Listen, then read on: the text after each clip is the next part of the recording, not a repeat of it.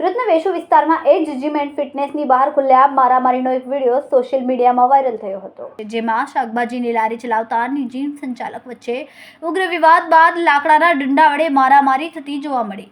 આ ઘટનાને લઈને વેશુ પોલીસ સ્ટેશનમાં બંને પક્ષો એકબીજા વિરુદ્ધ ફરિયાદ નોંધાવી છે, જેમાં 14 આરોપીની ધરપકડ કરવામાં આવી છે। આ ઘટના 12 ફેબ્રુઆરીના રોજ સાંજે 7:45 વાગે વેશુ વિસ્તારમાં આવેલી જય બજરંગબલી સબ્જી એન્ડ ફ્રૂટ ભંડાર દુકાનની સામે જાહેર રોડ પર બની હતી।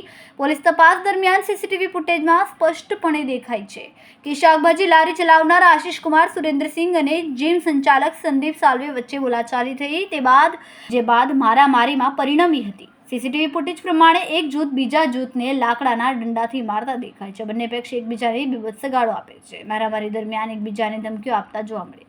સ્થાનિક લોકોની હાજરીમાં જ આ હુલ્લડ થયા અને કોઈએ ઝઘડાને રોકવાનો પ્રયાસ પણ નહોતો કર્યો। આ ઘટના બાદ વેશુ પોલીસ એક્શનમાં આવી હતી અને પોલીસે બંને પક્ષના 14 આરોપીની ધરપકડ કરી છે। કેમેરામેન સેનિલ વિરાણી સાથે વિશાલ છેઠા, માનવ પ્રભા ન્યૂઝ, સુરત।